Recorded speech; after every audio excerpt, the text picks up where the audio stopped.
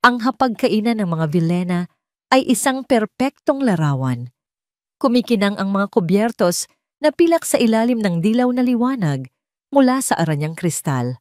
Ang samyo ng bagong lutong steak at rosemary ay banayad na humahalimuyak sa hangin, sapat lamang upang magpahiwatig ng karangyaan, hindi ng pagyayabang. Sa gitna ng lahat si Maureen, ang pangalawang asawa ni Ricardo, ay isang diyosa ng kaayusan. Ang kanyang nangiti ay kasing perpekto ng pagkakahanay ng mga plato, ang kanyang mga galaw ay banayad habang pinuputol niya ang pagkain ng 2 taong gulang na si Enzo. Dahan-dahan anak malambing niyang sabi isinusubo ang maliit na piraso ng karne sa bibig ng bata. Baka mabulunan ka. Tumango si Ricardo, isang pilit na ngiti ang sumilay sa kanyang mga labi. Ito na dapat ang bagong simula. Ito ang pamilyang pinilit niyang buuin muli matapos ang trahedyang kumuha sa kanyang unang asawang si Isabela. Halos 1 taon na rin. 1 taon ng pagluluksa, 1 taon ng pananahimik ng mansyon. At si Maureen, na dumating na parang isang sinag ng araw, ay nangakong ibabalik ang kulay sa kanilang buhay.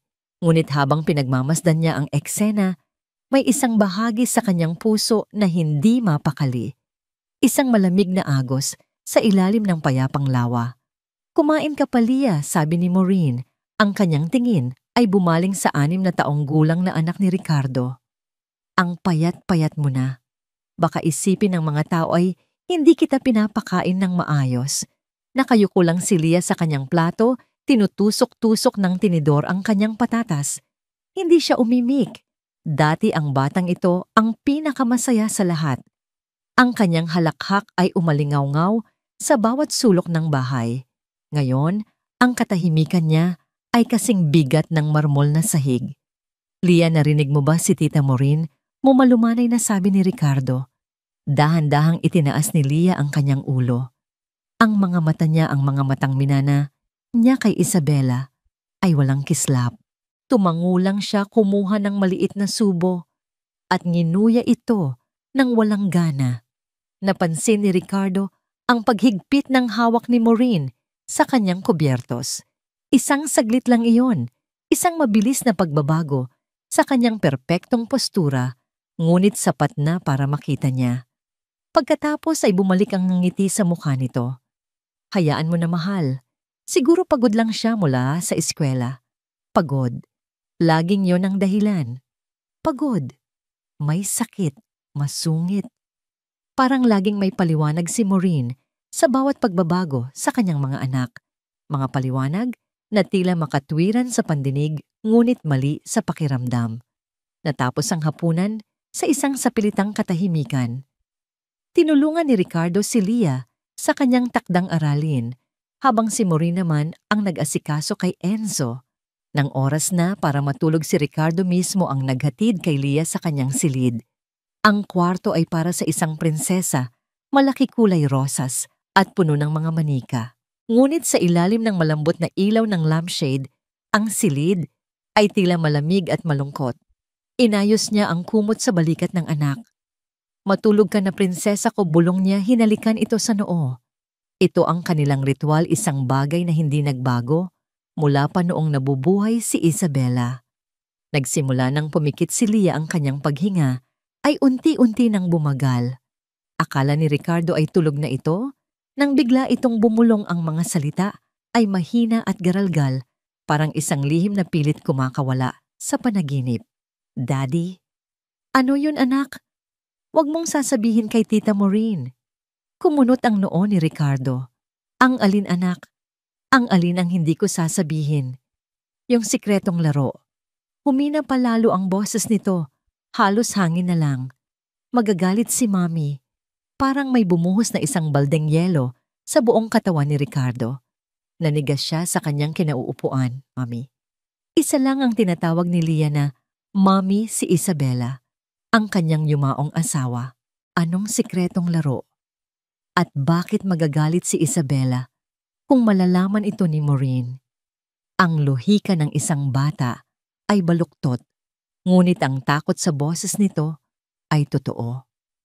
Lia, dahan-dahan niyang tinapik ang pisngi nito. Anong laro, anak? Anong sikretong laro? Ngunit huli na. Mahimbing na ang tulog ni Lia, ang kanyang mukha ay payapa na walang bakas ng lihim na binitiwan niya. Naiwan si Ricardo sa tabi ng kama, ang kanyang puso. Ay bumibilis ang tibok, ang mga salitang iyon ay paulit-ulit na umuugong sa kanyang isipan. Yung sikretong laro, magagalit si Mami. Kinabukasan ibang-iba na ang paningin ni Ricardo sa lahat ng bagay. Naging isang lawin ang kanyang mga mata. Hinahanap ang bawat detalye, bawat kilos, bawat salita. Nakita niya kung paano bahagyang napapaurong si Lia kapag ang kamay ni Maureen ay napapalapit sa kanyang balikat.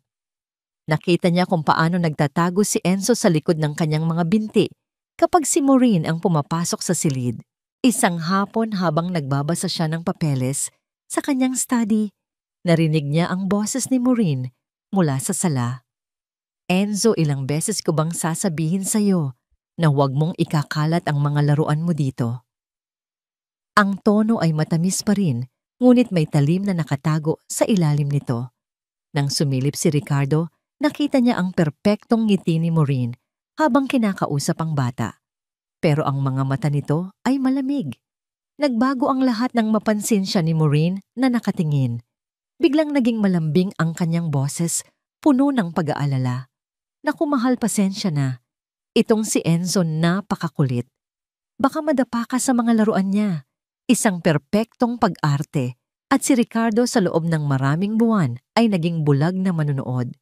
Ang kanyang pagluluksa at ang desperadong pagnanais na magkaroon muli ng isang buong pamilya ay naging takip sa kanyang mga mata.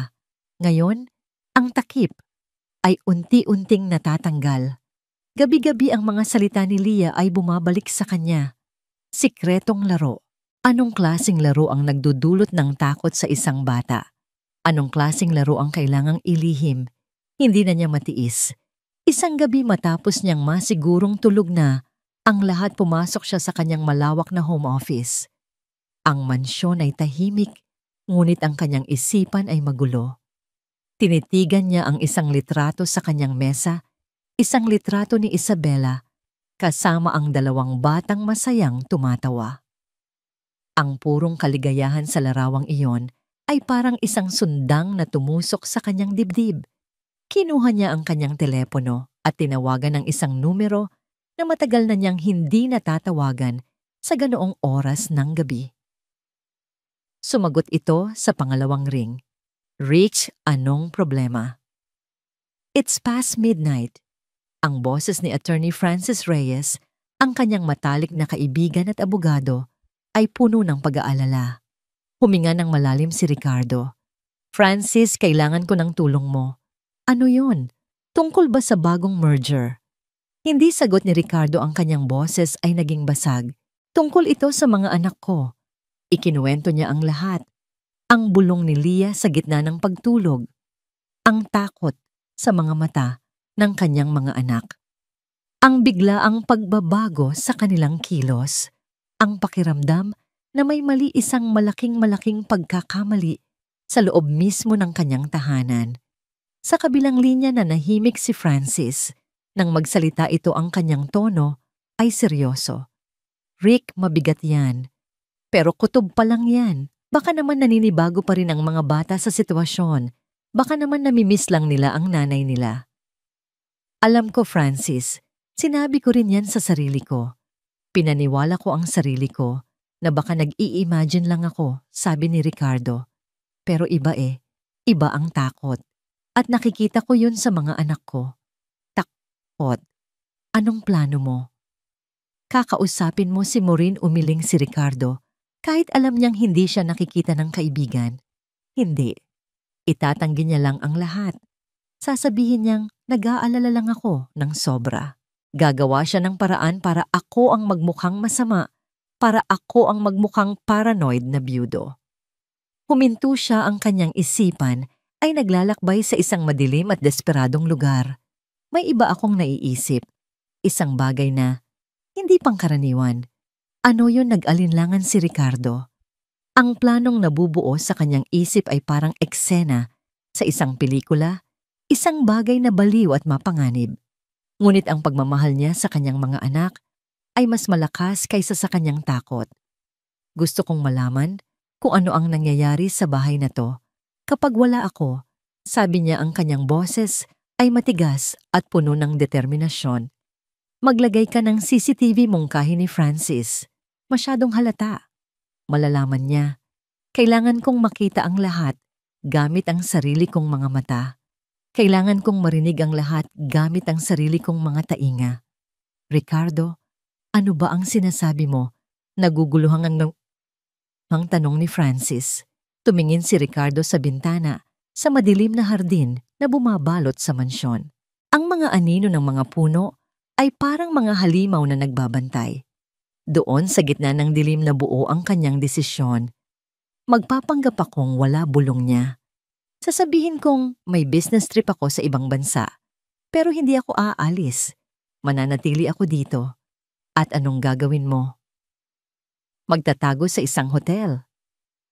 Hindi sabi ni Ricardo, ang kanyang mga mata ay nakatutok sa hardin, sa maliit na kubo ng hardinero sa dulo ng property. Papasok ako ulit sa sarili kong bahay. Bilang ibang tao. Natahimik si Francis sa kabilang linya. Ang katahimikan ay tumagal ng ilang segundo.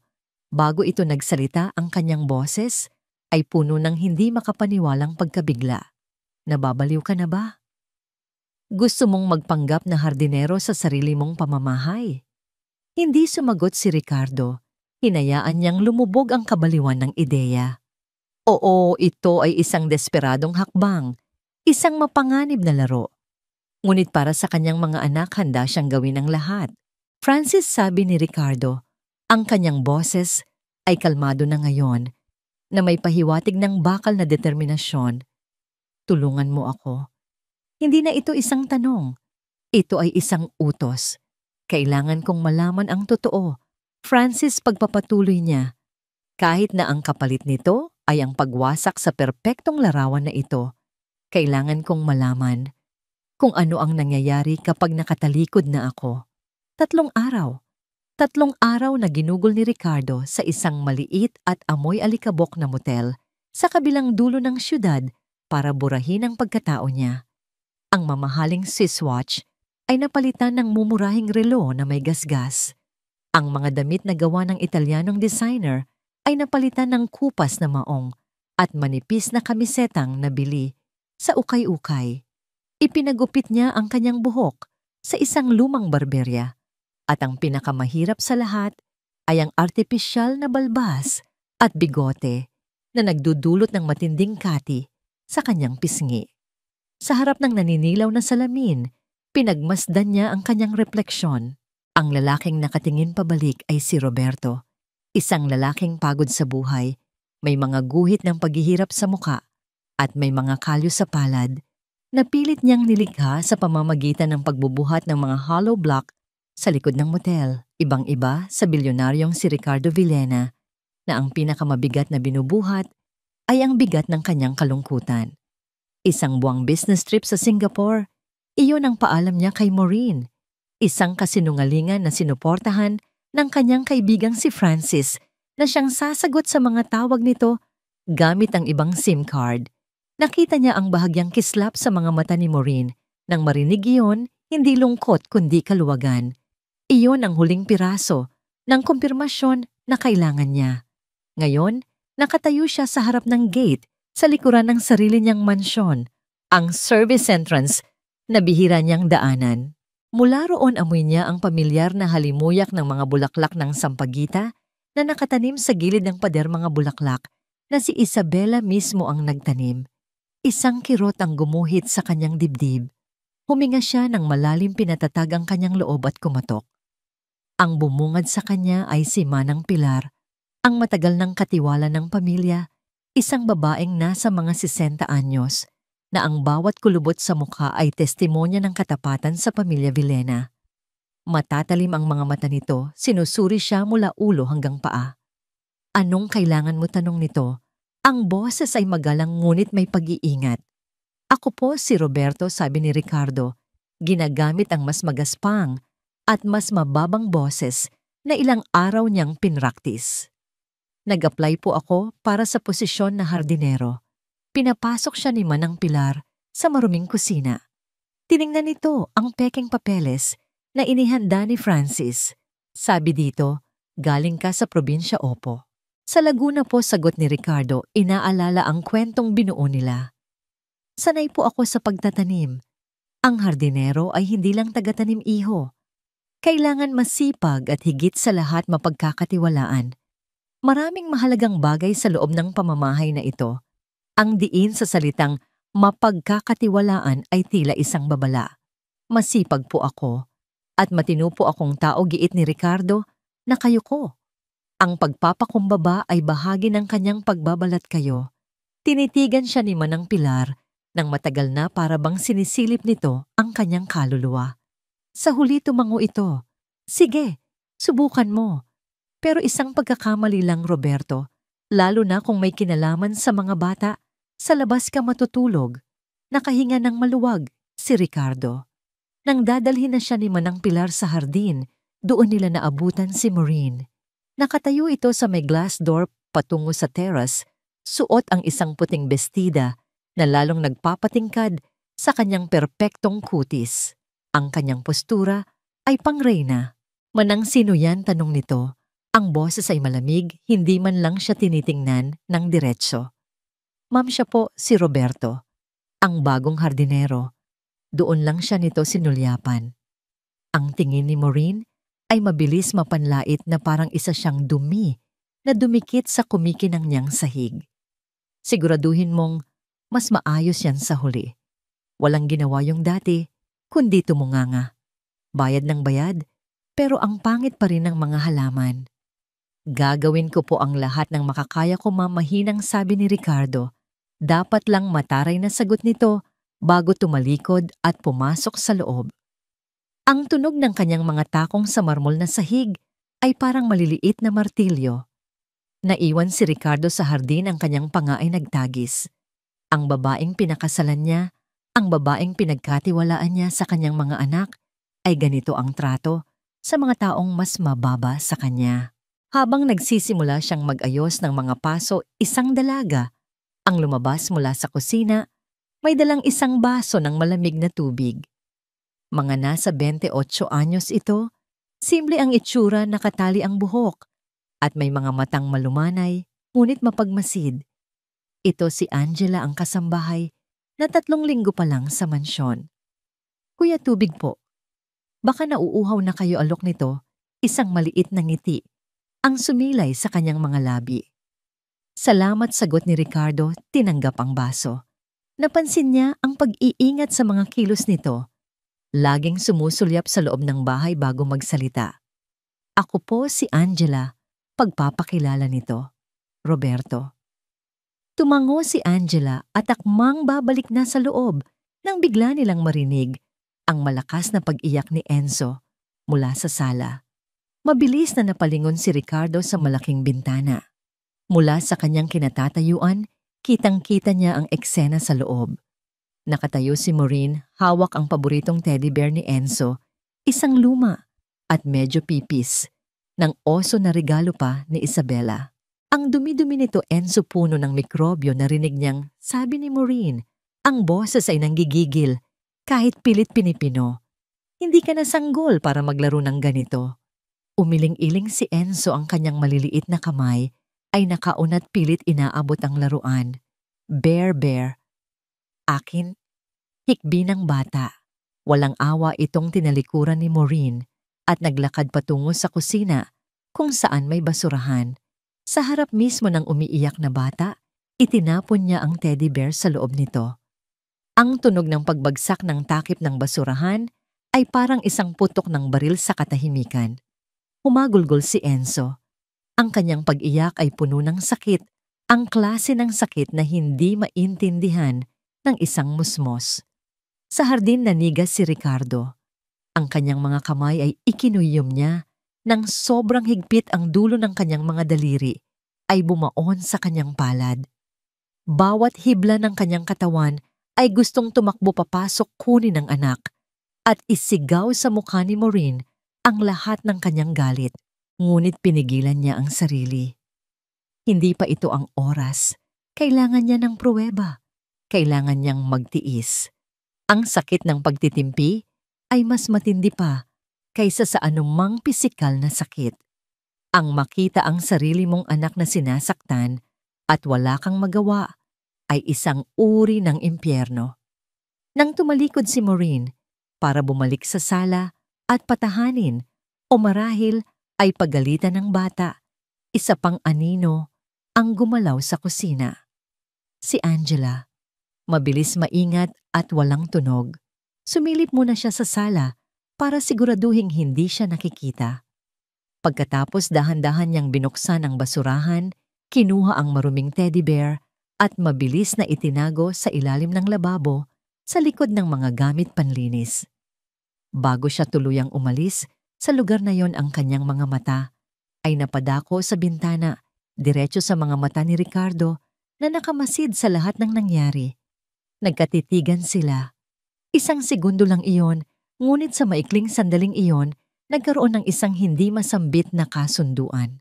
Nakita ni Ricardo sa mga mata ni Angela ang parehong awa at pag-aalala na nararamdaman niya. At nakita ni Angela sa mga mata ng bagong hardinero ang isang bagay na hindi niya inaasahan, hindi pagwawalang bahala, kundi isang tahimik na galit. Isang tahimik na pangunawa. Tumango ng bahagya si Angela bago mabilis na nawala sa kanyang paningin. Naiwan si Ricardo sa hardin, ang baso ng tubig ay nanginginig sa kanyang kamay. Hindi na siya nag-iisa sa pagmamasid. Mayroon siyang kakampi, isang estranghero na may pusong mas matapat pa kaysa sa babaeng pinangakuan niya ng habang buhay. Ang perpektong larawan ng kanyang pamilya ay hindi lang pala may lamat. Ito ay basag na basag. At siya ang hardinero, ang siyang mag-iipon ng bawat piraso para ipakita sa lahat ang tunay na anyo nito. Ang umaga ay nagsimula sa isang pamilyar na ritual ng pagkukunwari. Nakaayos na ang almusal sa mahabang mesa ng mga Vilena, mainit na sinangag itlog na perpekto ang pagkakaluto at 3 klase ng longganisa. Si Maureen, suot ang isang sutlang roba, ay parang isang modelo sa isang commercial ng perpektong pamilya. Ngunit si Ricardo, na nagwawalis ng mga tuyong dahon, malapit sa bintana ng silid kainan, ay nakikita ang katotohanang nakatago sa likod ng eksena. "Lia, Enzo, halina kayo," malambing na tawag ni Maureen. Ang 2 bata ay lumapit sa mesa, ang kanilang mga paa ay bahagyang kumakaladkad na para bang mabigat ang bawat hakbang. Inilagay ni Maureen ang pagkain sa kanilang mga plato. Kay Enzo, isang maliit na sandok ng kanin at kalahati ng isang itlog. Kay Lia, isang sandok ng kanin at isang piraso ng longganisa. Sa sarili niyang plato, inilagay niya ang lahat 2 itlog, 3 piraso ng longganisa at isang bundok ng sinangag. "Ubusin ninyo yan," sabi niya. Ang tono ay hindi na malambing, kundi isang utos. Nagsimulang kumain ang mga bata sa katahimikan. Halos hindi nginunguyan ni Lia ang kanyang pagkain. Pagkatapos ng ilang subo, huminto siya at tumingin sa plato ng kanyang madrasta. "Tita Maureen," mahinang sabi ng bata, "gusto ko pa po sana ng longganisa." Ang tinidor ni Maureen ay tumigil sa ere. Ang kanyang nangiti ay hindi nagbago, ngunit ang kanyang mga mata ay nanlamig. "Hindi ba't sinabi ko na sa'yo, Lia, ang sobrang pagkain ay nakakataba at ang matatabang bata ay hindi maganda tingnan? Gusto mo bang maging pangit?" Ang bawat salita ay parang isang maliit na karayom, maingat na itinusok sa kumpiyansa ng isang 6 na taong gulang.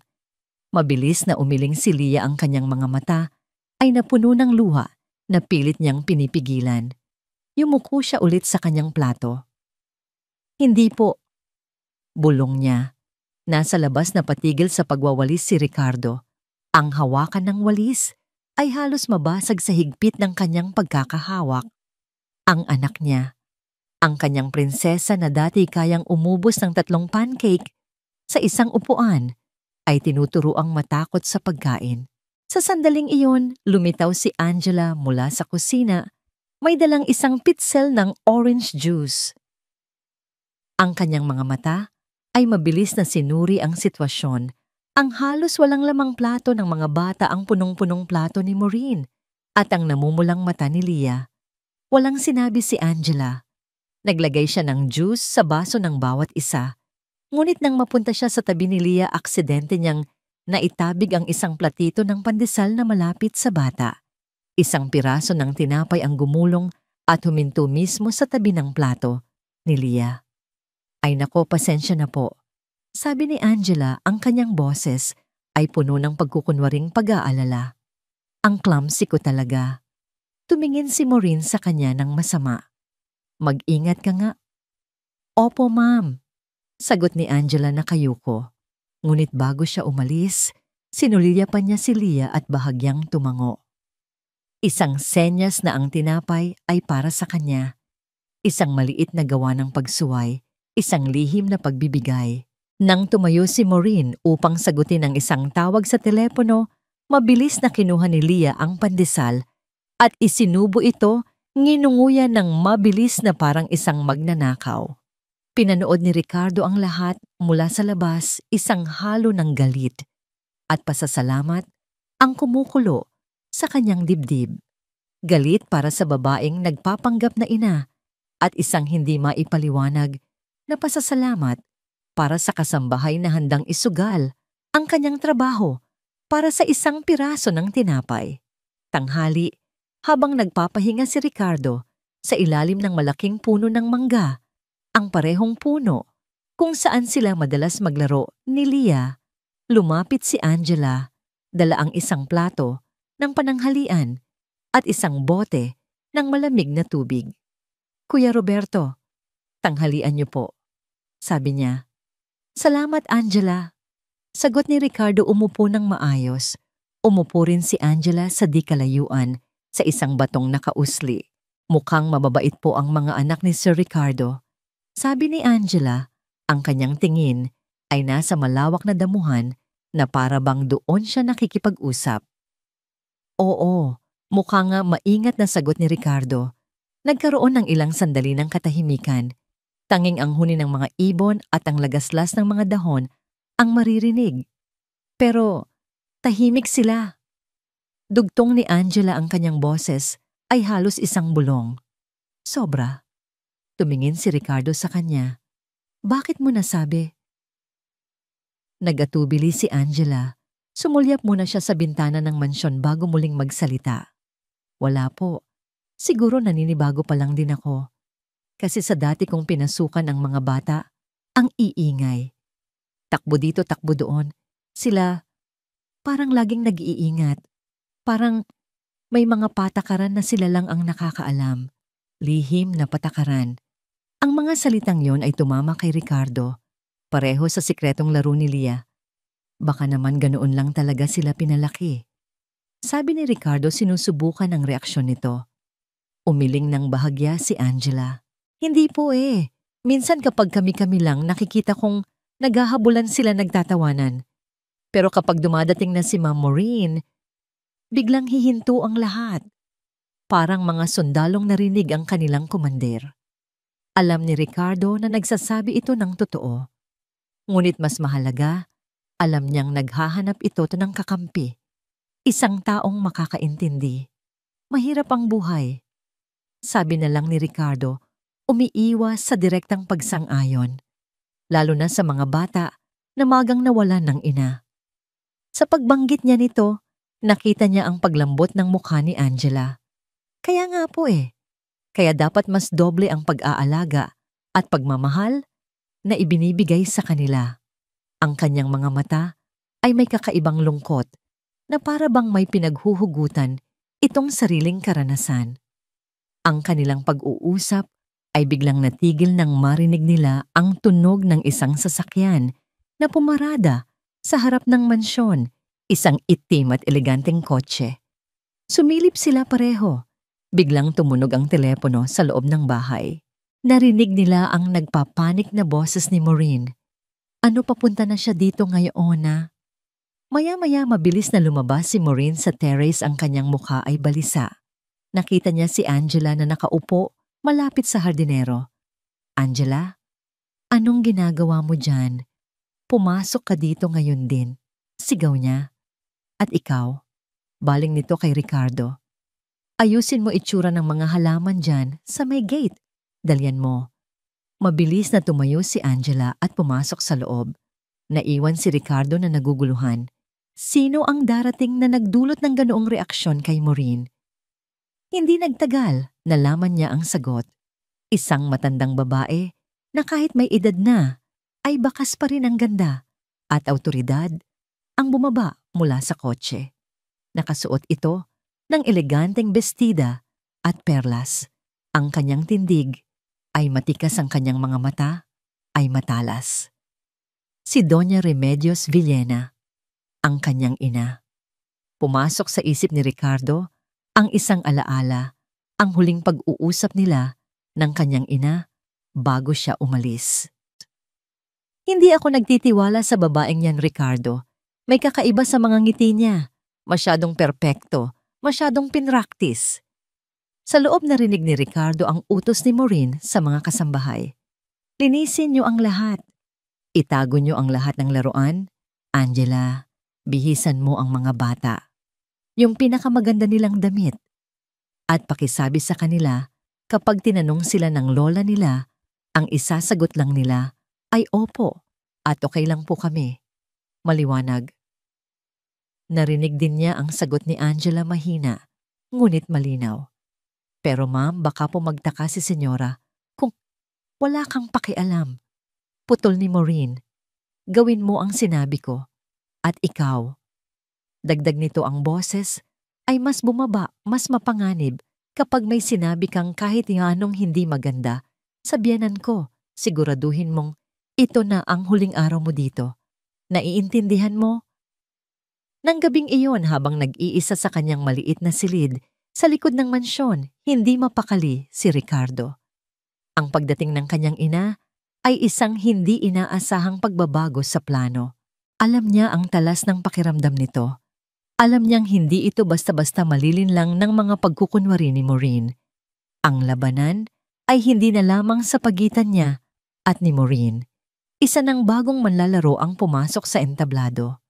At bukas, sa paghaharap ng dalawang babae, alam niyang mas maraming lihim ang mabubunyag. Ang tanong na lang ay kung handa ba siyang harapin ang mga ito. Ang tanghalian ay inihanda na parang isang piging para sa isang reyna at sa isang banda, iyon nga ito. Si Doña Remedios Villena ay hindi lamang ina ni Ricardo. Siya ang matriarka ng angkan ng mga Villena, isang babaeng ang pangalan ay may bigat sa alta sosyedad. Ang bawat kilos niya ay sinusukat, ang bawat salita niya ay may kahulugan. Si Maureen sa kabilang dako ay ginawa ang lahat para maging perpektong punong abala. Ang kanyang damit ay simple, ngunit mamahalin ang kanyang buhok ay nakaayos ng walang kahit isang hiblang wala sa lugar.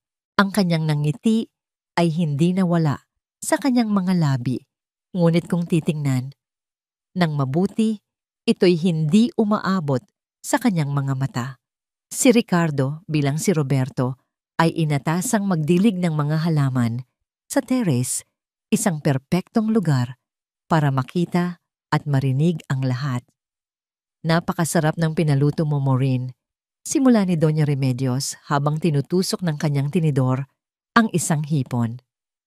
Bagay na bagay sa'yo ang pamamahala sa bahay na ito. Isang papuri. Ngunit sa bibig ni Doña Remedios, ito'y parang isang pagsubok. Salamat po, Mama. Sagot ni Maureen, ang kanyang boses ay matamis na parang pulot.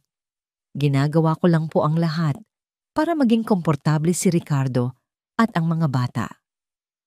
Ang mga bata, pag-uulit ng matanda at ang kanyang mga mata ay bumaling kina Lia at Enzo na nakaupo sa tabi ni Maureen. Ang dalawa ay nakabihis ng magara, ngunit ang kanilang mga mukha ay blanko. Sila ay parang mga manikang isinabit lang doon para sa palamuti. Kumusta ka na, Apo? Tanong ni Doña Remedios kay Lia. Tumingin muna si Lia kay Maureen bago sumagot. Okay lang po, Lola. Mahinang sabi niya. Masaya ka ba sa bago mong tita? Ang tanong ay direkta, walang paligoy-ligoy. Isang tanong na nagpabigat sa hangin. Napansin ni Ricardo ang bahagyang paggalaw ng kamay ni Maureen sa ilalim ng mesa malapit sa hita ni Lia.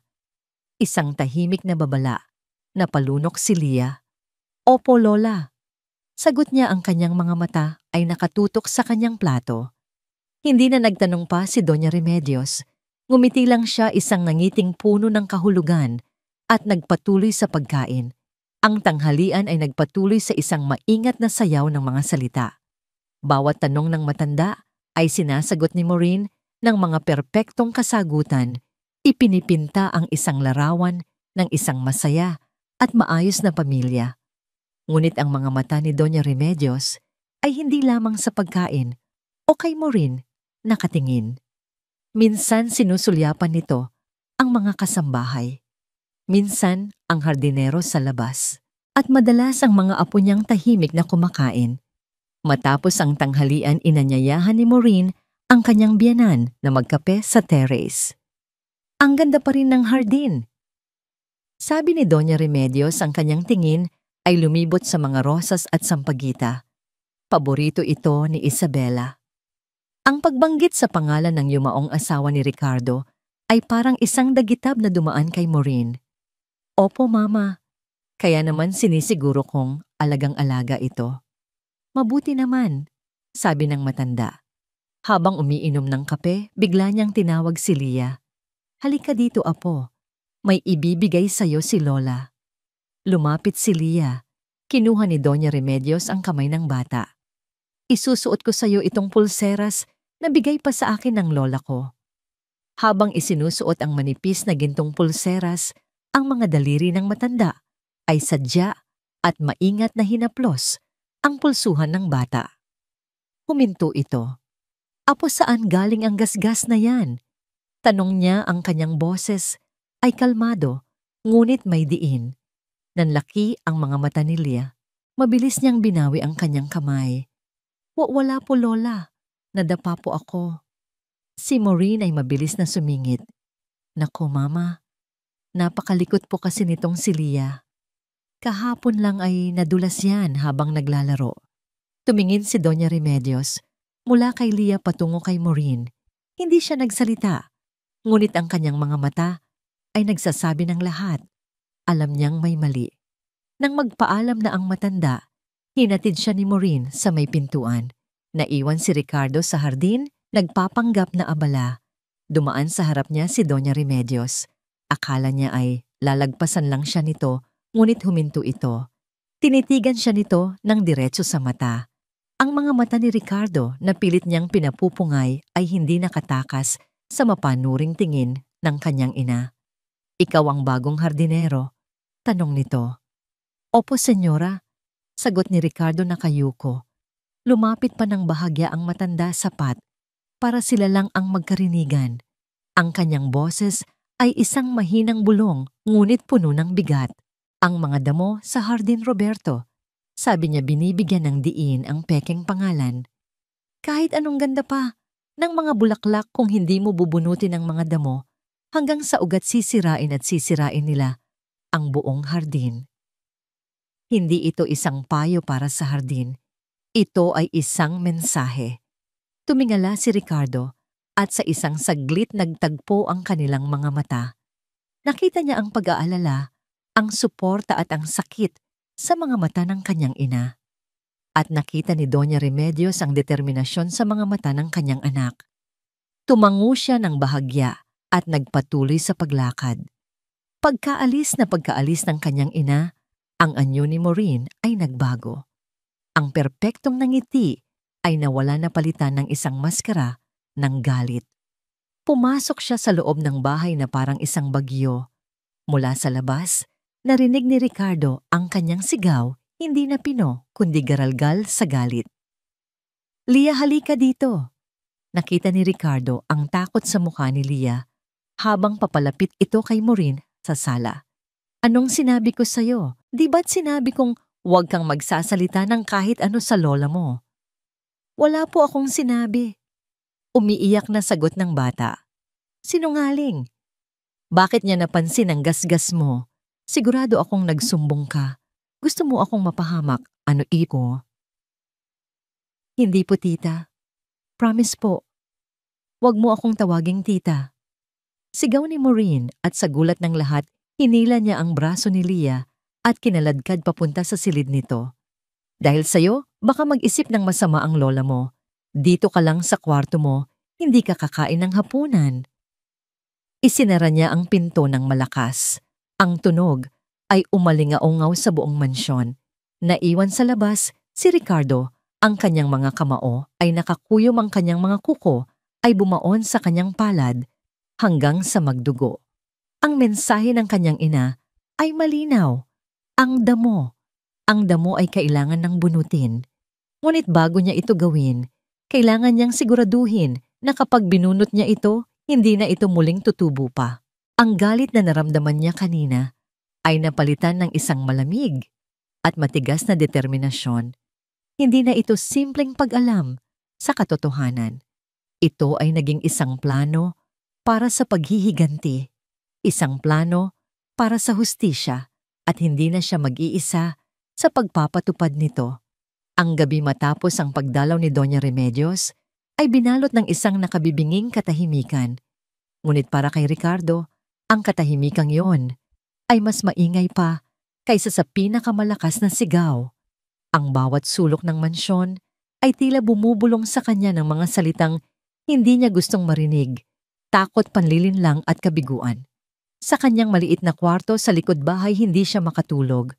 Ang imahe ng kanyang anak na kinaladkad ni Maureen ay paulit-ulit na naglalaro sa kanyang isipan, isang bangungot na gising niyang pinapanood. Ang parusang hindi pagpapakain ng hapunan dahil lamang sa isang gasgas na napansin ng lola nito ay isang kalupitang hindi niya kayang palampasin. Kailangan niya ng patunay, isang bagay na hindi maitatanggi, isang bagay na wawasak sa perpektong maskara ni Maureen. Kinabukasan, bago pa man sumikat ang araw, umalis si Ricardo ng mansyon.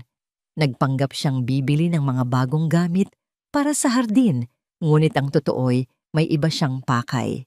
Nagpunta siya sa isang maliit na electronic shop sa isang masikip na eskinita sa Quiapo, isang lugar kung saan hindi siya makikilala.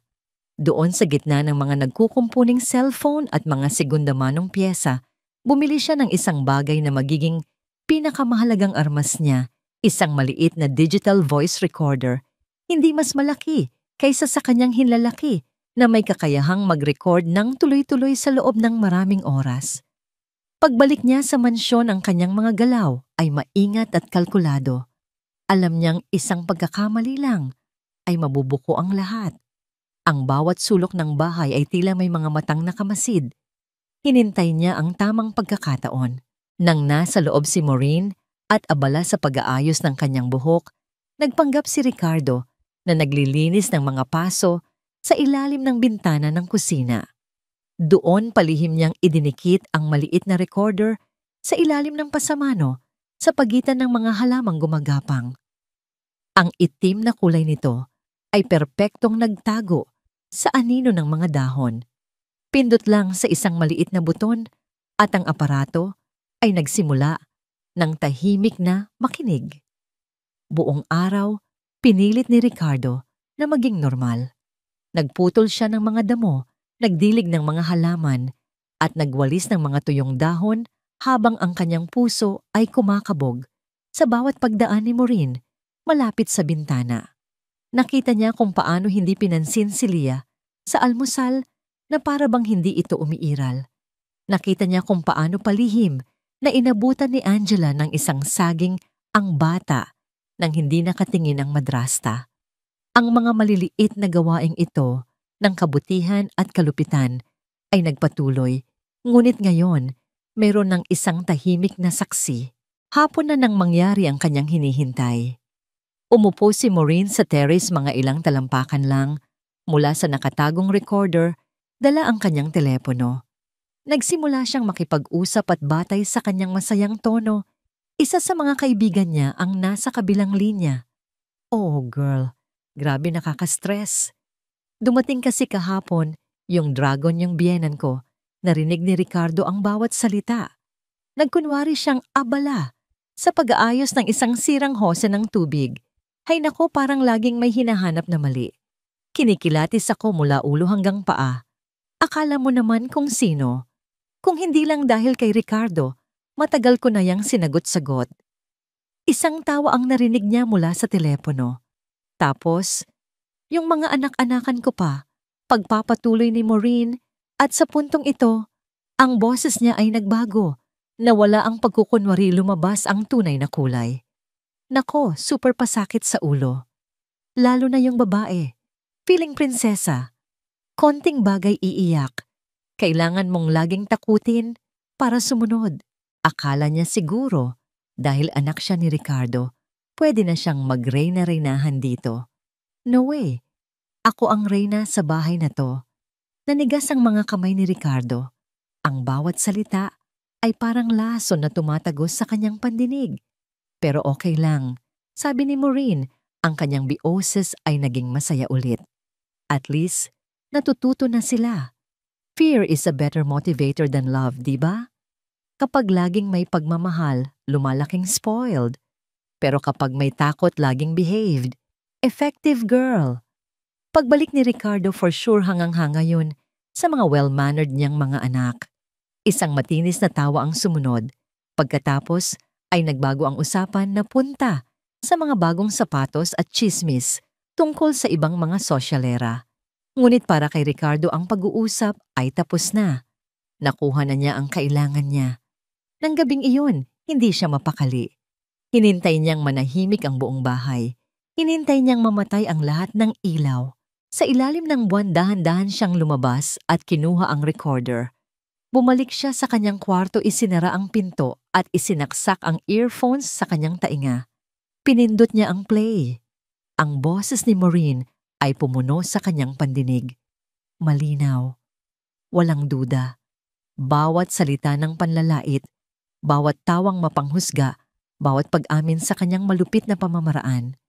Ang kanyang mga kamay ay ikinuyom niya nang sobrang higpit, ang kanyang mga ugat ay lumitaw sa galit. Hindi niya namalayan tumutulo na pala ang kanyang mga luha ng galit, ng pagsisisi at ng matinding sakit para sa kanyang mga anak. Paulit-ulit niyang pinakinggan ang recording. Fear is a better motivator than love. Ang mga salitang iyon ay parang markang bakal na ipinantatak sa kanyang puso. Biglang sa gitna ng kanyang galit, isang ideya ang nabuo sa kanyang isipan. Isang ideya na kasing brilyante at kasing peligroso ng kanyang sitwasyon. Nang mga sumunod na araw, napansin niya ang pagiging abala ni Maureen. May mga dumarating na caterer, event organizer at florist.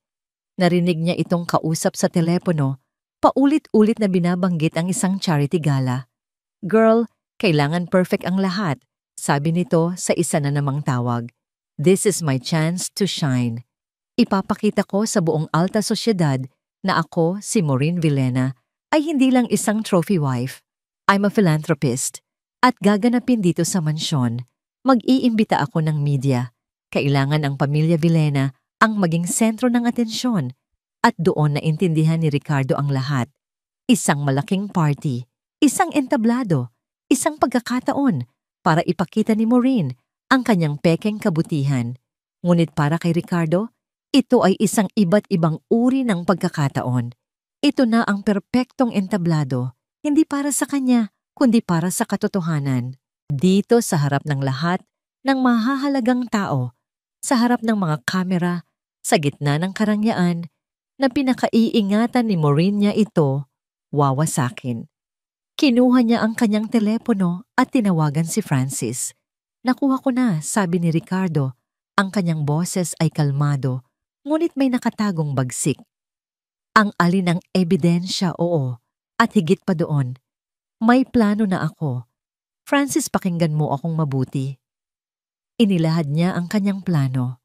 Ang charity gala, ang mga bisita, ang media, at ang recording na magiging hudyat ng pagbagsak ni Maureen.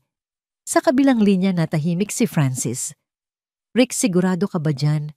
Masyadong malaki, masyadong eskandaloso. Ganoon din ang ginawa niya sa mga anak ko. Sagot ni Ricardo, ang kanyang mga mata ay nakatitig sa madilim na bintana. Malaki at eskandaloso. It's poetic justice. Sisirain ko siya gamit ang mismong bagay na pinakamamahal niya ang kanyang reputasyon, ang gabi ng charity gala. Iyon na ang magiging huling gabi ni Maureen Villena bilang reyna ng mansyon, at si Ricardo, ang hamak na hardinero, ang siyang mag-aalis ng korona sa kanyang ulo. Habang papalapit ang araw ng charity gala, ang mansyon ay naging isang pugad ng abalang mga bubuyog. Ang bawat sulok ay nililinis, kinikinis at pinapaganda. Si Maureen ay parang isang general na nagmamando sa kanyang mga sundalo. Ang bawat utos ay matalas at walang puwang para sa pagkakamali. Sa gitna ng lahat ng ito, si Angela ay gumagalaw na parang anino, ginagawa ang kanyang trabaho ng tahimik ngunit may bigat sa kanyang mga balikat. Isang hapon, habang si Ricardo ay nag-aayos ng mga paso ng orchid sa may hardin, nakita niyang nakaupo si Angela sa isang maliit na bangko sa likod ng kusina. Nakayuko ito, nakatingin sa kanyang telepono. Ang karaniwang kalmadong anyo nito ay napalitan ng bakas ng pagkabalisa. Maya-maya nakita ni Ricardo na nanginginig ang mga kamay nito habang ibinabalik ang telepono sa kanyang bulsa. Nilapitan niya ito, dala-dala ang isang pandilig. "Okay ka lang, Angela?" tanong niya ang kanyang boses bilang si Roberto ay magaspang ngunit may bahid ng pag-aalala. Nagulat si Angela, mabilis niyang pinunasan ang gilid ng kanyang mata kung saan may namumuong luha. Pilit siyang ngumiti. "Ay opo, Kuya Roberto. Okay lang po. May naalala lang po." Hindi naniwala si Ricardo. Umupo siya sa di kalayuan, nagpapanggap na nagpapahinga. "Mukhang malalim ang iniisip mo," sabi niya. "Kung ayaw mong pag-usapan, ayos lang. Pero minsan nakakatulong din na may nakikinig." Tumingin si Angela sa kanya. Sa mga mata ng hardinerong ito, nakakita siya ng isang bagay na hindi niya inaasahan, isang uri ng pangunawa na bihira niyang makita sa iba. Huminga siya ng malalim na para bang nag-iipon ng lakas ng loob. "Tumawag po kasi ang kapatid ko," mahinang sabi niya. "Ang asawa niya po. Sinaktan na naman siya." Ang mga salitang yon ay tumama kay Ricardo. "Lasing na naman?" tanong niya. Nagulat si Angela sa tanong. "Paano niyo po nalaman?" Ganyan naman palagi, hindi ba mapait na sagot ni Ricardo? Kapag walang pera o kaya'y nalalasing, laging may dahilan para manakit. Tumango si Angela, ang kanyang mga mata ay napuno ng luha.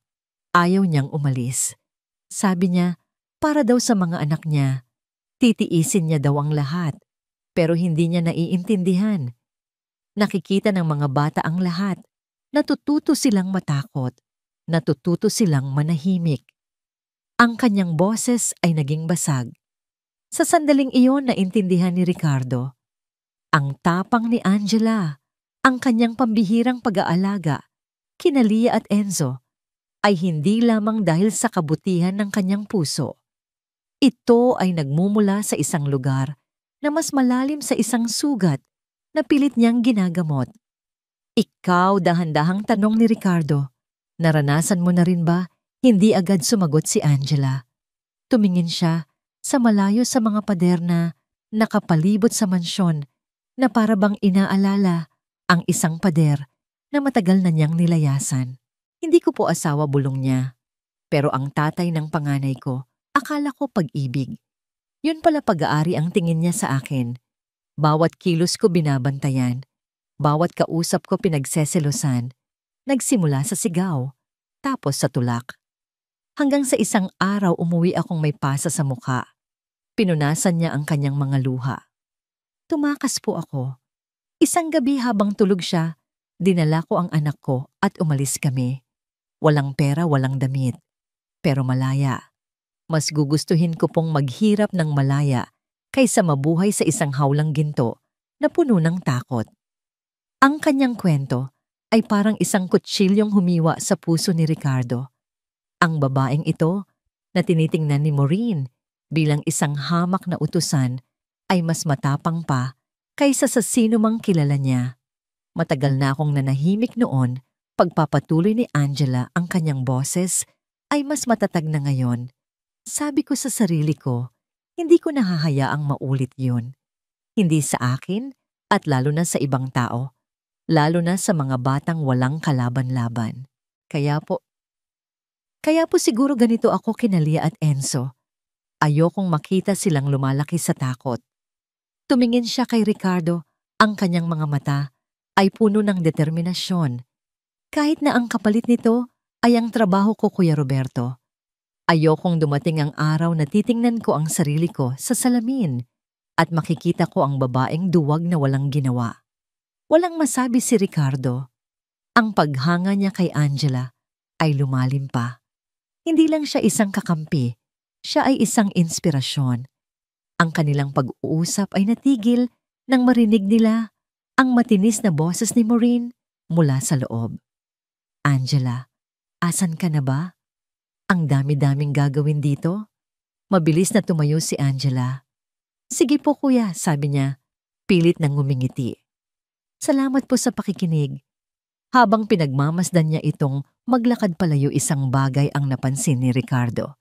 Ang bawat hakbang ni Angela, kahit gaano kapagod, ay may bigat ng isang taong alam ang kanyang ipinaglalaban. Kinagabihan habang si Ricardo ay nagliligpit ng kanyang mga gamit, nakita niya ang isang bukas na pinto sa stockroom, isang maliit na silid, kung saan itinatago ang mga lumang gamit ng pamilya. Narinig niya ang mahinang tunog ng pag-iyak. Dahan-dahan siyang sumilip. Nakita niya si Angela nakaupo sa sahig, hawak-hawak ang isang lumang photo album. Binuksan niya ito. Sa loob na roon ang mga litrato ni Isabela, ang yumaong asawa ni Ricardo. Mga litratong masaya, puno ng buhay, kasama si Ricardo, karga si Lia habang buntis kay Enzo. Maya-maya, may kinuha si Angela mula sa kanyang bulsa. Isang piraso ng litrato. Ang kalahati ng isang litrato na punit. Idinikit niya ito sa isang buong litrato mula sa album. Ito ang nawawalang kalahati ng isang litrato ni Isabela, kung saan kasama nito si Lia. Ang mukha ni Isabela ay may punit sa gitna. Bakit mo ginagawa yan? Mahinang tanong ni Ricardo mula sa pintuan. Nagulat si Angela at mabilis na itinago ang litrato. Kuya Roberto? Nakita ko lang po ito sa basurahan sa kwarto ni Ma'am Maureen. Punit-punit na po. Sayang naman po. Ang ganda pa naman ni Ma'am Isabela. Tinitigan ni Ricardo ang punit na litrato. Si Maureen. Kahit ang alaala ng kanyang asawa ay gusto nitong burahin. Ang galit ay muling umakyat sa kanyang lalamunan, mainit at mapait. Itago mo na lang yan, sabi ni Ricardo. Ang kanyang boses ay bahagyang garalgal. Baka mapahamak ka pa kapag nakita yan ni Ma'am. Tumango si Angela at maingat na isinara ang album. Ngunit bago umalis, lumingon ito sa kanya. Kuya Roberto, sabi nito, alam niyo po, may mga pilat na nakikita, pero ang pinakamasasakit na pilat ay yung mga nasa puso. Sana po balang araw gumaling din ang mga pilat sa puso ng mga batang ito. At sa mga salitang yon, umalis na ito, iniwan si Ricardo sa dilim, kasama ang mga multo ng nakaraan at ang nagbabadyang bagyo ng hinaharap. Ang mga pilat ni Angela ay nagbigay sa kanya ng dagdag na lakas. Hindi na lamang ito para sa kanyang mga anak. Ito ay para rin sa lahat ng mga biktima na piniling manahimik. At sa gabi ng charity gala, sisiguraduhin niyang ang kanilang mga tinig kasama ng sa kanya ay maririnig sa buong mundo. 2 araw bago ang charity gala, ang hangin sa mansyon ay halos hiniwa sa sobrang tensyon. Si Maureen ay parang isang bagyong Malapit nang maghasik ng lagim. Bawat maliit na bagay ay nagiging dahilan ng kanyang inis. Isang basong may bahid ng mantsa, isang kurtinang hindi pantay, ang pagkakatupi, isang bulaklak na nagsisimula ng malanta. Ang kanyang mga sigaw ay umaling-awngaw sa mga pasilyo at ang lahat ng kasambahay ay naglalakad na parang tumitipa sa mga basag na bote. Para kay Ricardo, ang bawat araw ay isang pagsubok sa kanyang pagtitimpi. Ang makita ang paghihirap ng mga tao sa paligid niya, lalo na ang kanyang mga anak, ay parang libo-libong karayom na tumutusok sa kanyang puso. Ang araw na yon ang itinakda ni Maureen para sa fitting ng mga damit na isusuot ng mga bata sa party. Dumating ang isang kilalang designer, dala-dala ang dalawang maliliit na kasuotan. Para kay Enzo, isang miniature tuxedo. Para kay Leah, isang kulay abo na bestida na gawa sa organza, puno ng mga borda at maliliit na kristal. Maganda ito, ngunit sa unang tingin pa lang, alam na ni Ricardo na ito'y hindi komportable para sa isang bata. Sa malaking silid kung saan nakatayo ang isang three-way mirror, pinilit ni Maureen si Leah na isuot ang bestida. Mula sa labas ng bahagyang bukas na pinto, nagpanggap si Ricardo na nagpupunas ng mga dahon, ngunit ang kanyang buong atensyon ay nasa loob. Tumayo ka ng diretso, Leah. Utos ni Maureen habang isinasara ang zipper sa likod ng bata. Huwag kang malikot. Tita, ang sikip po. Mahinang reklamo ni Leah, ang kanyang mga balikat ay tila naiipit. Hindi po ako makahinga. Nonsense, eksakto lang yan sa'yo. Huwag kang maarte, sabi ni Maureen, hinihila ng mas mahigpit ang zipper. Napangiwi sa sakit si Leah. Kailangan maganda ka sa party. Ikaw ang magiging minimi ko. Pinilit ding lagyan ni Maureen ng light makeup ang mukha ng bata. Isang bagay na hindi pa kailanman nangyari noon. Ayan, perfect. Isang maliit na anghel. Sabi niya, hindi sa bata, kundi sa sarili niyang refleksyon sa salamin, na parabang si Leah ay isang proyekto lamang. Pagkatapos ng ilang sandali, habang umiikot-ikot si Leah sa harap ng salamin, alinsununod sa utos ni Maureen, ang laylayan ng mamahaling bestida ay sumabit sa paa ng isang maliit na mesa.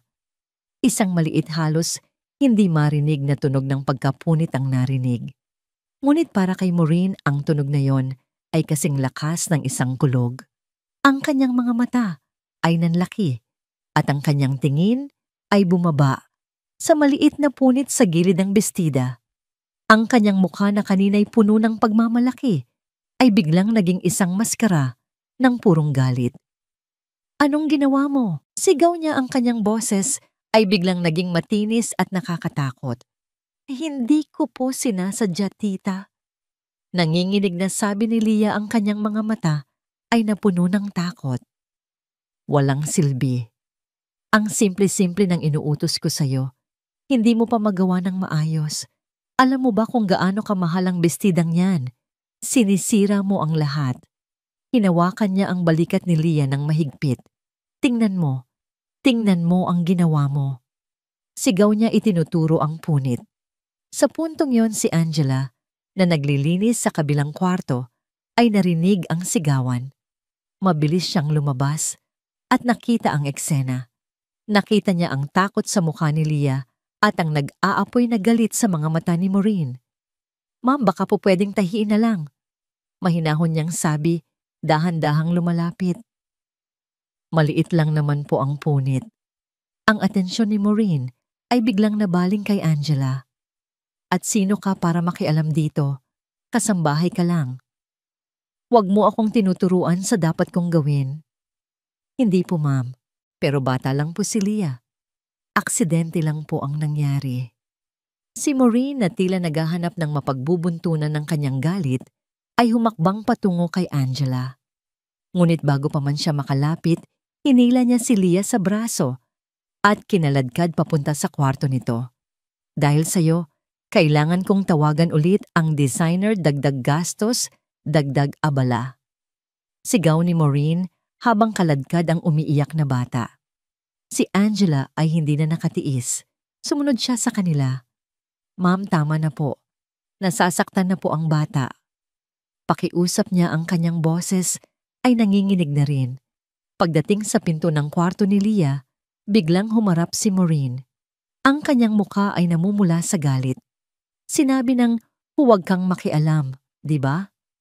Pero ma'am, bago pa man matapos ni Angela ang kanyang sasabihin, itinulak siya ni Maureen ng buong lakas. Nawalan ng balanse si Angela. Ang kanyang likod ay tumama ng malakas sa pader ng pasilyo. Ang tunog ng pagbagsak ng kanyang katawan ay malutong at masakit. Napaaray siya hawak ang kanyang tagiliran. Mula sa hardin, nakita ni Ricardo ang lahat sa pamamagitan ng malaking bintanang salamin sa pasilyo. Nakita niya ang pagtulak, nakita niya ang pagbagsak. Isang bagay sa loob niya ang pumutok. Ang pagtitimpi na inipon niya sa loob ng maraming linggo ay biglang naglaho. Ang kanyang paningin ay nagdilim sa galit. Binitawan niya ang hawak na gunting de hardin. Ang metalikong tunog nito ay lumikha ng alingaw-ngaw sa katahimikan ng hardin. Hahakbang na sana siya papasok handang kalimutan ng plano at durugin ang lahat. Ngunit bago pa man niya magawa yon ang boses ni Maureen, ay muling sumigaw puno ng pagwawagi at kapangyarihan. "Layas, you're fired." Sigaw niya kay Angela na pilit bumabangon mula sa sahig. "Pero hindi ka aalis ngayon. Magsisilbi ba? Silbi ka hanggang matapos ang party bukas. Gusto kong makita mo kung paano ako magtagumpay habang ikaw ay papalayas na sa bahay na ito. At pagkatapos, sisiguraduhin kong wala nang tatanggap sa'yo kahit saang lupalop ng Maynila. Crawl out of my house." Pagkasabi noon, pumasok si Maureen sa kwarto ni Leah at isinara ang pinto ng pagkalakas-lakas. Naiwan si Angela sa sahig, umiiyak ng tahimik, hindi dahil sa sakit ng kanyang katawan, kundi dahil sa sakit ng kanyang pagkatalo. Nakatayo lang si Ricardo sa labas, ang kanyang mga kamao ay nakakuyom, ang kanyang hininga ay mabigat. Ang pagpipigil sa sarili na huwag pumasok at tapusin ang lahat, ngayon din ang pinakamahirap na bagay na ginawa niya sa kanyang buong buhay. Nanginginig ang kanyang buong katawan sa galit. Ngunit ang mga huling salita ni Maureen ay nagbigay sa kanya ng isang malamig na kaliwanagan. "Gusto kong makita mo kung paano ako magtagumpay." Hindi. Hindi niya hahayaang magtagumpay si Maureen. Ang paghihiganti ay mas matamis kapag inihahain sa tamang panahon, at ang tamang panahon ay bukas ng gabi. Dahan-dahan niyang dinampot ang gunting mula sa damuhan. Ang kanyang mga mata ay naging kasing lamig ng bakal. Hinawakan niya ang maliit na recorder sa kanyang bulsa. Ito ang kanyang alas. Ito ang kanyang sandata. Bukas ng gabi, hindi lang si Angela ang aalis.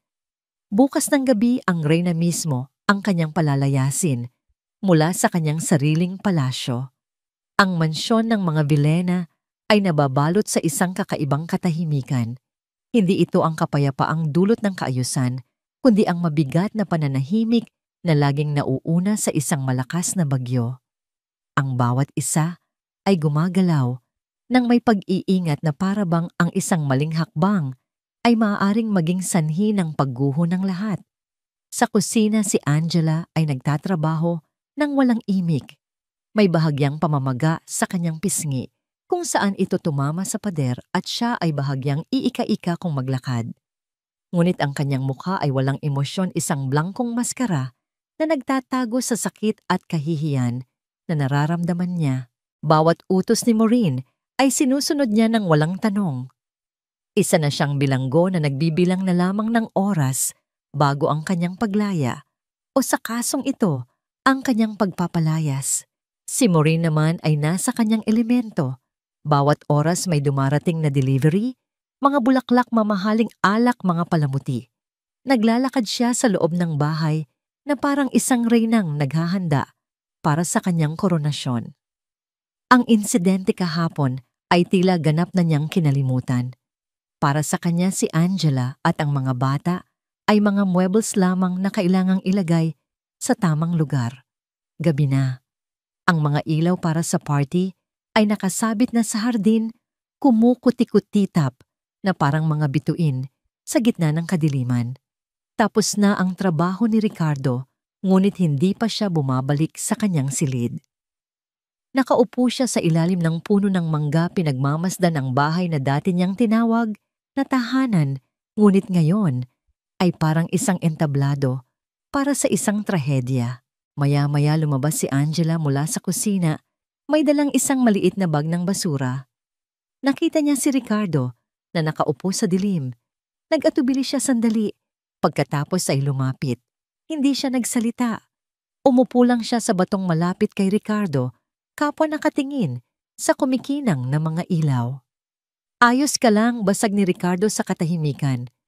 Ang kanyang boses bilang si Roberto ay mas magaspang kaysa dati dala ng pinipigilang galit. Umiling si Angela. Hindi aminado niya ang kanyang boses ay mahina. Pero magiging ayos din ako. Bukas pagkatapos ng lahat ng ito, aalis na ako. Hindi ko na sila makikita. Hindi ko na makikita ang paghihirap nila. May pait sa kanyang huling mga salita. Aalis ka na, parang wala kang nagawa. Tumingin si Angela sa kanya, ang kanyang mga mata ay kumikinang sa dilim. May nagawa ba ako, Kuya Roberto? Sinubukan kong tumulong, pero sa huli ako pa ang napahamak. At ang mga bata, mas lalo lang silang napag-iinitan. Kinuha ni Ricardo ang isang baso ng tubig mula sa tabi niya. Isang basong inihanda niya kanina, panagbabaka sakaling makikita niya si Angela. Inabot niya ito. Para sa'yo, sabi niya. Ang tapang kailangang painumin din paminsan-minsan para hindi matuyo.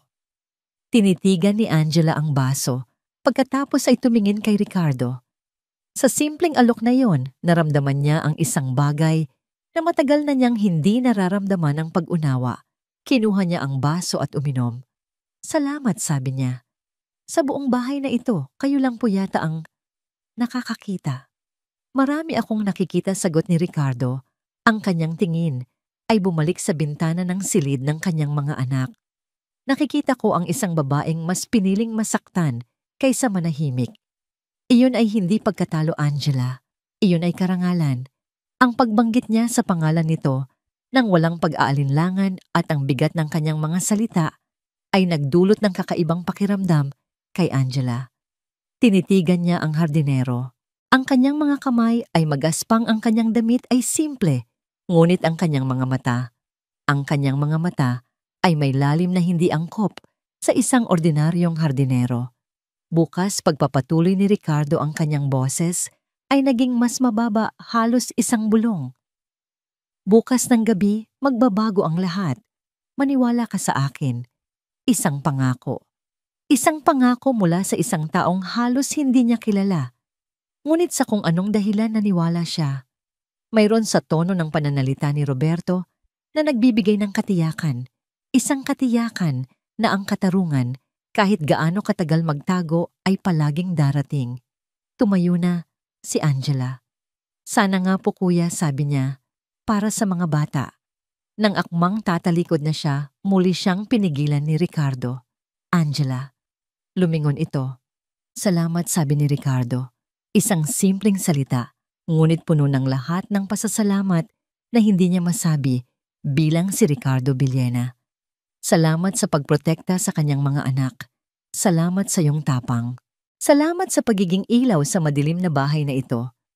Tumangulang si Angela, isang maliit at malungkot na ngiti ang sumilay sa kanyang mga labi bago tuluyang pumasok sa loob. Naiwan si Ricardo sa dilim.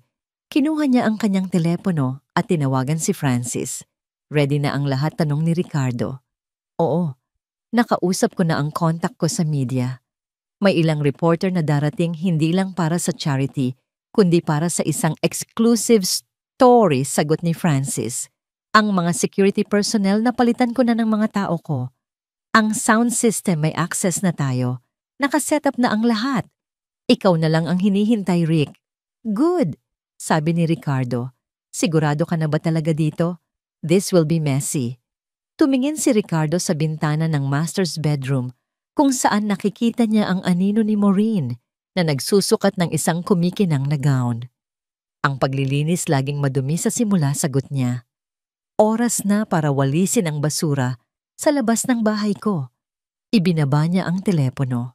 Ang simoy ng hangin ay biglang lumamig. Ang mga bituin sa langit ay tila nagtago sa likod ng mga ulap. Ang katahimikan ay nabasag ng papalapit na kulog sa di kalayuan. Ang gabi bago ang bagyo. At bukas sa gitna ng perpektong pagdiriwang ni Maureen, sisiguraduhin ni Ricardo na siya ang magiging kulog at kidlat. Siya ang magiging bagyo na wawasak sa lahat ng kasinungalingan. Ang gabi ng charity gala ay dumating na parang isang eksena mula sa isang marangyang pelikula. Ang mansyon ng mga Villena ay naliligo sa ginintuang liwanag.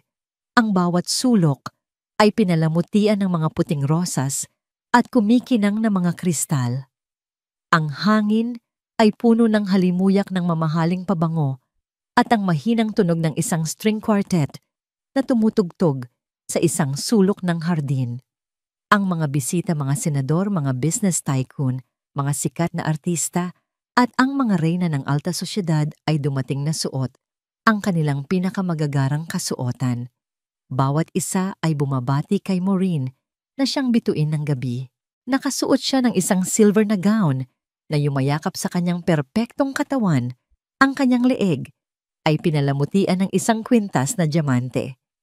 Ang kanyang nangiti ay nakakasilaw. Ang kanyang tawa ay parang musika. Siya ang larawan ng kagandahan, yaman at kabutihang loob. Sa gitna ng karamihan, si Ricardo, bilang ang hardinerong si Roberto, ay gumagalaw nang hindi napapansin. Inatasan siyang mag-refill ng mga ice bucket at tiyaking malinis ang paligid ng pool. Ang kanyang kupas na uniforme ay isang malaking kontradiksyon sa karangyaan sa paligid niya. Walang sino man ang nagbigay pansin sa kanya. Para sa kanila, siya ay bahagi lamang ng tanawin, isang aninong nagsisilbi sa kanilang kaginhawaan. Sa isang sulok nakatayo si Angela, suot ang kanyang itim na uniforme, may hawak na isang tray ng mga baso ng champagne. Ang kanyang mukha ay blangko, ngunit ang kanyang mga mata ay alerto palihim na sinusulyapan ang dalawang bata, sina Leah at Enzo, na nakaupo sa isang maliit na mesa malapit sa entablado. Maya-maya umakyat si Maureen sa isang maliit na entablado. Kinuha niya ang mikropono. Good evening, everyone. Bati niya, ang kanyang boses ay puno ng init at kasiglahan. Welcome to our humble home. Tonight we are not just here to celebrate. We are here to give back. Nagpatuloy siya sa kanyang talumpati puno ng mga salita tungkol sa pagtulong sa mga batang kapuspalad. Ang bawat pangungusap ay perpekto, ang bawat ngiti ay nakahanda. Palakpakan ang mga tao na bibighani sa kanyang kagandahan at kabutihan. And of course, pagpapatuloy niya, ang inspirasyon ko sa lahat ng ito ay ang aking dalawang anghel, ang aking mga minamahal na anak, Leah and Enzo. Itinuro niya ang mga bata. Ang spotlight ay bumaling sa kanila. Napapikit si Leah sa biglaang liwanag. Si Enzo ay nagtago sa likod ng kanyang kapatid. Halika kayo mga anak, mag-hello kayo sa mga bisita. Tawag ni Maureen, ang kanyang nanangiti ay hindi nagbabago, ngunit ang kanyang mga mata ay may matalim na utos. Nanginginig na tumayo ang dalawang bata at lumapit sa entablado. Hawak ni Leah ang kamay ng kanyang kapatid. Tingnan ninyo sila, sabi ni Maureen sa mikropono. Ang bunga ng tamang pagdidisiplina at pagmamahal, isang patunay na sa tamang gabay ang mga bata ay lumalaking mabuti at magalang. Ipinaparada niya ang mga bata na parang mga tropeo. Ang mga bisita ay ngumingiti at pumapalakpak. Ngunit si Ricardo, mula sa dilim ng hardin, ay nakikita ang panginginig sa mga kamay ni Leah at ang takot sa mga mata ni Enzo. Biglang sa gitna ng katahimikan, si Enzo, na marahil ay natakot sa dami ng tao at sa matinding liwanag, ay humakbang paatras at aksidenteng natabig ang isang maliit na mesa sa likod niya. Isang pitsel ng pulang juice ang natapon diretso sa mamahaling silver na gown ni Maureen. Ang buong hardin ay natahimik. Ang nangiti sa mukha ni Maureen ay naglaho na parang bula. Ang kanyang mga mata ay dahan-dahang bumaba sa malaking pulang mantsa na kumakalat sa kanyang damit. Sa isang saglit ang perpektong maskara ay gumuho. Enzo, ang kanyang bulong ay puno ng lason, sapat lang para marinig ng mga bata. Ngunit ang galit sa kanyang mukha ay nakita ng lahat. Nagsimulang umiyak si Enzo. Ang katinuan ni Maureen ay biglang nawala. Sa harap ng daan-daang tao sa harap ng media, ang kanyang tunay na kulay ay lumabas. Hinila niya si Leah ng marahas na para bang ito ang may kasalanan. Tingnan mo ang ginawa ng kapatid mo. Palagi na lang kayong pabigat. Sigaw niya ang kanyang boses ay hindi na pino kundi garalgal. Itinaas niya ang kanyang kamay, handang sampalin ang umiiyak na si Leah. Ang mga bisita ay napasinghap. Ang mga kamera ay nagsimulang mag-flash. Ngunit bago pa man dumapo ang kanyang palad sa mukha ng bata, tumigil ka. Isang malakas na boses ang umalingaw-ngaw mula sa sound system, mas malakas pa kaysa sa musika. Lahat ay napalingon sa pinanggalingan ng boses.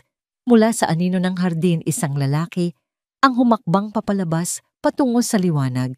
Ang hardinero, hinawakan ni Angela si Leah at inilayo kay Maureen. Ang sampal na para sana sa bata ay tumama ng buong lakas sa pisngi ni Angela. Ang tunog ay malutong at malakas at umalingaw-ngaw ito sa buong hardin. Napasinghap ang lahat.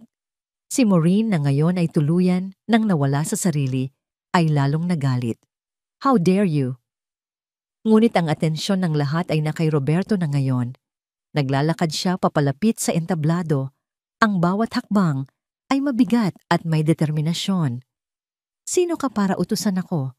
Bumalik ka sa trabaho mo, hampas lupa. Sigaw ni Maureen sa kanya. Huminto si Ricardo sa paanan ng entablado. Tumingin siya sa mga mata ni Maureen, isang tingin na puno ng galit, sakit at kapangyarihan. Dahan-dahan itinaas niya ang kanyang kamay at tinanggal ang pekeng bigote at balbas. Pagkatapos inalis niya ang kupas na sombrero. Ang mga bulungan ay naging mga sigaw ng pagkabigla. Diyos ko, si Ricardo Villena, anong nangyayari? Ang mukha ni Maureen ay naging puti na parang papel. Umurong siya na para bang nakakita ng multo. Hindi. Imposible. Nasa Singapore ka. Talaga ba? Sabi ni Ricardo, ang kanyang boses ngayon ay ang pamilyar na boses ng isang bilyonaryo, kalmado, makapangyarihan at nakakakilabot. Kinuha niya ang mikropono mula sa kinakabahang host. Good evening, sabi niya sa mga namumutlang bisita. Patawad sa abala. Mukhang may basura na kailangan kong ilabas. Tumingin siya ng diretso kay Maureen. Richard, magpapaliwanag ako. Nanginginig na sabi ni Maureen. Huwag nagputol ni Ricardo. Dahil ako sa loob ng 3 linggo ay nakikinig. Nakikinig sa lahat ng kasinungalingan mo. Itinaas niya ang maliit na voice recorder. At ngayon oras na para kayo naman ang makinig. Idinikit niya ang recorder sa mikropono.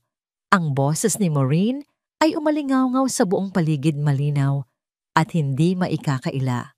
Nako, super pasakit sa ulo. Lalo na yung babae. Kailangan mong laging takutin para sumunod.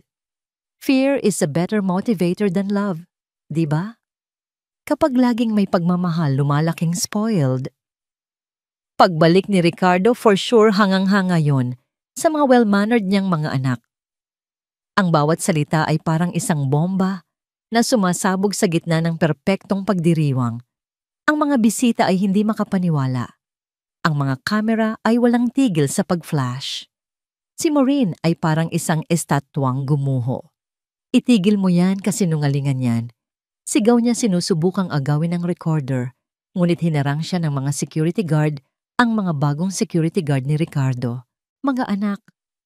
Sabi ni Ricardo, ang kanyang boses ay naging malambing habang bumabaling kina Leah at Enzo na ngayon ay nasa tabi na ni Angela. Lumuhod siya sa harap nila. Tapos na. Hindi na kayo sasaktan ni tita. Promise ni Daddy. Umiiyak na yumakap si Leah sa kanyang leeg. Daddy, pumalik ka na. Hindi ako umalis, anak. Nandito lang ako palagi. Bulong ni Ricardo niyakap ng mahigpit ang kanyang dalawang anak. Si Maureen, na ngayon ay napapaligiran na ng mga guard ay sumisigaw na parang isang baliw. Hindi mo to magagawa sa akin, Ricardo. Ako ang asawa mo. Tumayo si Ricardo. Tinitigan niya ang babae hindi na may galit kundi may awa. Ang asawa ko ay namatay 1 taon na ang nakalipas. Malamig niyang sabi, ikaw isa ka lang pagkakamali. Humarap siya sa hepe ng security. Ilabas niyo siya sa pamamahay ko. Habang kinaladkad si Maureen palayo, nagpupumiglas at sumisigaw ng mga sumpa ang lahat, ay nakatingin lang. Ang bituin ng gabi ay bumagsak. Ang kanyang kinang ay napalitan ng dumi ng katotohanan. Nang mawala na siya, isang mabigat na katahimikan ang muling bumalot sa hardin. Dahan-dahan lumapit si Ricardo kay Angela, na yakap-yakap pa rin ang dalawang bata. Ang pisngi ni Angela ay namumula at maga. Salamat, sabi ni Ricardo. Ang kanyang boses ay puno ng emosyon na hindi na niya kailangang itago. Salamat sa lahat. Tumingin si Angela sa kanya pagkatapos ay sa mga bata. Sa gitna ng gulo, isang maliit na ngiti ang sumilay sa kanyang mga labi. Ang bagyo ay tapos na. At sa wakas, pagkatapos ng mahabang panahon ng kadiliman, isang sinag ng pag-asa ang nagsimulang sumilay sa mansyon ng mga Villena. Kinabukasan ng mansyon ng mga Villena ay nagising sa isang katahimikang matagal nang hindi naramdaman. Wala na ang mabigat na tensyon na nagpapahirap sa bawat paghinga. Wala na ang mga utos na puno ng talim, ang mga tingin na puno ng panunumbat. Ang natira ay ang malinis na hangin ng umaga at ang banayad na sikat ng araw na tumatagos sa mga bintana. Ang mga kasambahay ay gumagalaw ng mas magaan. May mga mahihinang ngiti, mga bulungan ng pag-uusap na hindi na kailangang ilihim. Ang balita tungkol sa nangyari kagabi ay kumalat na sa buong bansa. Ang pangalan ni Maureen ay nasa lahat ng pahayagan at social media, hindi bilang isang pilantropo, kundi bilang isang mapagpanggap na madrasta. Ang kanyang pagbagsak ay kasing bilis at kasing ingay ng kanyang pag-akyat. Sa silid kainan si Ricardo ay nakaupo kasama ang kanyang mga anak. Walang formalidad, walang sapilitang kilos. Si Enzo ay masayang naglalaro sa kanyang pagkain, habang si Leah ay tahimik na nagkukulay sa isang coloring book sa tabi ng kanyang ama. Daddy, biglang sabi ni Leah, hindi inaalis ang tingin sa kanyang papel. Hindi na po babalik si Tita Maureen. Hinaplos ni Ricardo ang buhok ng anak. Hindi na anak, hindi na siya babalik dito. Bakit po siya naging masama? Tanong ulit ng bata, isang tanong na simple, ngunit puno ng bigat. Huminga ng malalim si Ricardo. Hindi ko alam, prinsesa. Siguro, may mga tao na nakakalimutan kung paano magmahal, pero ang importante nandito na ulit si Daddy. At hindi na ako aalis. Tumango si Leah at sa unang pagkakataon, sa loob ng maraming buwan, isang tunay na ngiti ang sumilay sa kanyang mga labi. Maya-maya dumating si Doña Remedios, ngunit ngayon wala na ang kanyang mapanuring mga mata. Ang dala niya ay isang malaking basket ng mga prutas at isang yakap na puno ng pagmamahal para sa kanyang mga apo. Sa wakas bulong niya kay Ricardo habang yakap ito. Bumalik na ang liwanag sa bahay na ito. Hapon na nang magkaroon ng pagkakataon, si Ricardo nakausapin si Angela. Naabutan niya ito sa hardin, nakaupo sa parehong bangko kung saan sila madalas mag-usap. Ang pamamaga sa pisngi nito ay bahagya ng humupa. Angela, tawag ni Ricardo. Lumingon ito. Ngumiti siya ng bahagya. Sir Ricardo. Umupo si Ricardo sa tabi niya. Gusto kong humingi ng tawad. Simula niya. Nagsinungaling ako sa'yo. Ginamit ko ang pagbabalat kayo para sa sarili kong layunin. Umiling si Angela. Naiintindihan ko po, sir. Ginawa niyo po iyon para sa mga anak ninyo. Walang ama ang hindi gagawin ang lahat para sa kanila. Pero nasaktan ka dahil sa akin. Ang sampal na yon, dapat ay para sa akin. Ang mahalaga po ligtas na sila. Sabi ni Angela, ang kanyang tingin ay napunta sa dalawang bata na naghahabulan ngayon sa damuhan ng kanilang mga halakhak ay umalingaw-ngaw sa hangin. Iyon lang po ang gusto ko, ang marinig silang tumawa ulit. Isang sandali ng katahimikan ang namagitan sa kanila. Hindi ito isang awkward na katahimikan, kundi isang katahimikang puno ng pag-unawa at respeto. Hindi ko alam kung paano kita pasasalamatan, sabi ni Ricardo. Pera, bahay, trabaho, kahit anong hilingin mo, ibibigay ko. Muling umiling si Angela, isang nangiti ang gumuhit sa kanyang mga labi. Hindi po ako tumulong para sa kapalit, sir. Tumulong po ako dahil iyon ang tama. Tumayo siya. Siguro po oras na para umalis na ako. Umalis? Nagulat na tanong ni Ricardo. Pero bakit pwede kang manatili dito? Bilang kaibigan ng pamilya. Kailangan ko pong bumuo ng sarili kong buhay. Mahinahong, sabi ni Angela. Malayo sa mga anino ng nakaraan. Pareho nang sa inyo. Kailangan niyo rin pong magsimula ulit kayong tatlo. Tumingin siya sa mga bata pagkatapos ay kay Ricardo. Pero wag po kayong mag-alala. Dadalaw po ako. Gusto ko pong makita kung paano sila lalaking masaya at matapang. Alam ni Ricardo na tama si Angela. Ang koneksyon nila ay nabuo sa gitna ng isang madilim na kabanata.